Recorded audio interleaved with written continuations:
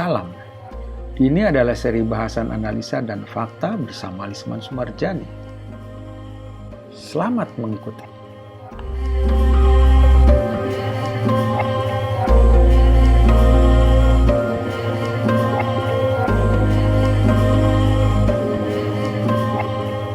Sementara itu, Fedayeen di Mesir dan Yordania terus melakukan serangan lintas batas ke Israel. Pada tahun 1956, serangan mereka lebih berani dan lebih kejam dari sebelumnya. Mereka juga berhasil membunuh banyak tentara Israel yang mengejar mereka saat melakukan serangan balasan. Lebih buruk lagi, Mesir telah menutup pintu masuk Teluk Aqaba bagi kapal-kapal Israel, memutuskan satu-satunya akses Israel ke Laut Merah. Oleh karena itu, para pemimpin Israel merencanakan invasi militer skala penuh ke Mesir untuk menghancurkan Fedayeen, untuk melemahkan Nasser, dan untuk membuka kembali Teluk Aqaba ke kapal-kapal Israel. Pada bulan Oktober 1956, para pemimpin Israel berkumpul dengan Prancis dan Inggris. Pada serangkaian pertemuan rahasia di Paris, mereka sepakat untuk melakukan serangan bersama terhadap Mesir sebelum akhir bulan. Prancis juga setuju untuk memasok senjata ke Israel, terutama pesawat tempur yang tidak mereka miliki. Perang dimulai sesuai dengan rencana yang disepakati di Paris. Israel menginvasi Mesir pada 29 Oktober dan maju jauh ke Sinai. Keesokan harinya, Prancis dan Inggris memerintahkan Israel dan Mesir untuk mundur dari zona terusan Suez yang berada di dalam Mesir. Ketika Mesir menolak, Inggris dan Prancis mengebom lapangan udara Mesir dan mendaratkan pasukan di Port Said, mengatakan bahwa mereka melakukannya untuk melindungi nyawa dan pengiriman di sana. Pada saat itu, 5 November, Israel telah menduduki seluruh Sinai. Serangan Mesir-Prancis di Mesir disambut protes keras dan marah dari seluruh dunia. Perserikatan bangsa-bangsa memilih gencatan senjata segera. Negara-negara Arab berhenti memasok minyak ke Inggris. Di Inggris sendiri, banyak orang menentang tindakan pemerintah mereka. Yang paling serius dari semuanya, pemerintah Amerika Serikat menolak untuk mendukung invasi. Ini dengan cepat menempatkan Inggris ke dalam situasi yang sulit, karena ketika orang Arab menghentikan pasokan minyaknya, Inggris harus meminta minyak kepada Amerika. Dan Presiden Eisenhower menolak untuk memasoknya sampai Inggris dan Prancis menghentikan invasi mereka. Perdana Menteri Eden tidak punya pilihan lain selain menyetujui gencatan senjata, hanya 24 jam setelah pasukan Inggris pertama mendarat di Mesir. Sementara pasukan Prancis dan Inggris meninggalkan zona terusan, pasukan darurat Perserikatan Bangsa-Bangsa bergerak untuk mengawasi perbatasan antara Mesir dan Israel.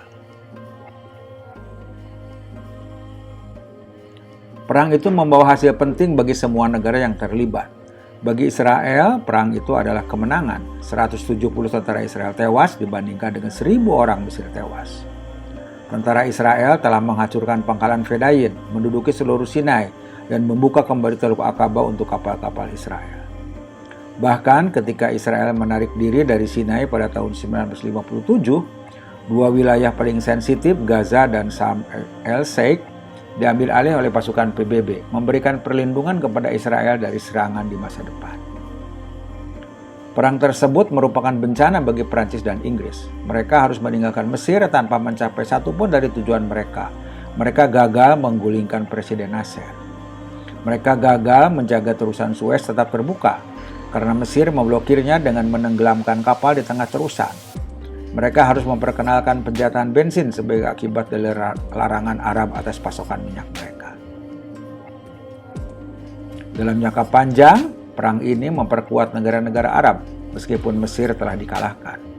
Reputasi Nasser sebagai pemimpin dunia Arab meningkat, sementara pemerintah pro-barat di Yordania, Irak, dan Lebanon berbalik melawan Inggris dan Prancis. Tampaknya ketakutan terburuk Eden akan segera menjadi kenyataan. Dunia Arab yang bersatu di bawah kendali Nasser dan dipengaruhi oleh Uni Soviet. Dalam 10 tahun setelah tahun 1956, negara-negara Timur Tengah mengalami banyak perubahan penting. Sayangnya, perubahan ini membuat kawasan itu dalam keadaan tegang dan bermusuhan. Hasilnya adalah perang ketiga antara Israel dengan negara-negara Arab pada tahun 1967. Pada tahun 1958, pemerintah pro-Barat Irak digulingkan. Dalam pengambil alihan militer, Raja Faisal dan keluarganya dibunuh, sementara Perdana Menteri Nuri Said dicabik-cabik oleh massa. Pemerintah yang menggantikan mereka menjadikan Irak sebagai sekutu Mesir dan Uni Soviet. Revolusi di Irak membuat khawatir Amerika dan Inggris yang sudah mengkhawatirkan penyebaran pengaruh Soviet di Timur Tengah. Karena alasan ini, pasukan Inggris pergi ke Yordania pada tahun 1958 untuk mencegah kaum revolusioner menggulingkan Raja Hussein. Pada tahun yang sama, marinir Amerika pergi ke Lebanon untuk mencegah pemerintahannya digulingkan dalam perang saudara. Sebagai hasil dari tindakan Inggris dan Amerika, Yordania dan Lebanon mempertahankan pemerintahan pro-Barat mereka. Di tempat lain di Timur Tengah, sikap anti-Barat terus menyebar. Di Mesir, Presiden Nasser masih bertujuan untuk mempersatukan dunia Arab di bawah kepemimpinannya dan membangun kekuatan negara.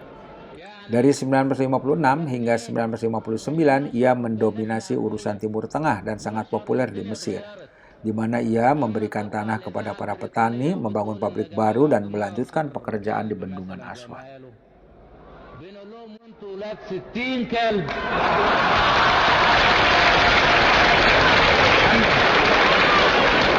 وبعدين بنقول والله ده احنا بقينا كويسين قوي. كان زمان جريدة التايمز تكتب كلمة يسقط رئيس وزراء مصر. والنهارده بورسعيد سقطت رئيس وزراء بريطانيا. الدنيا اتقلبت، الدنيا اتغيرت. يشتموا زي ما يشتموا، ما بيهمناش الدول اللي بقت دول من الدرجة الثالثة تشتم زي ما تشتم زي اللي من الدرجة الثالثة عندها ايه غير الشتيمة.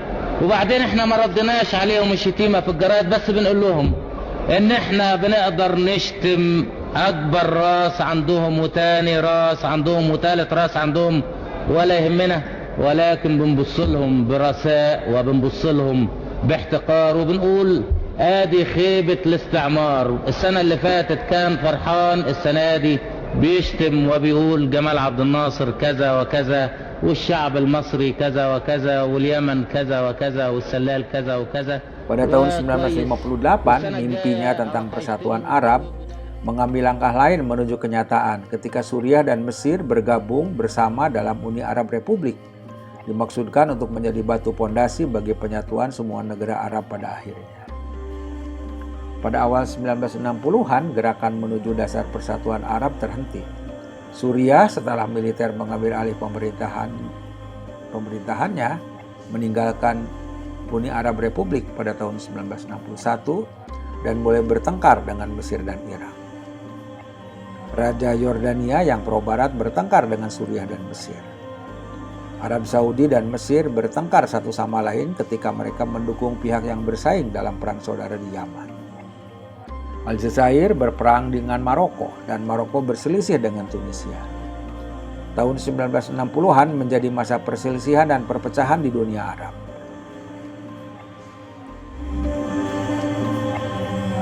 Sampai jumpa di seri selanjutnya. Kami hadir mingguan secara rutin. Silahkan subscribe agar Anda tidak ketinggalan dari analisa dan fakta kejadian di sekitar kita. Salam.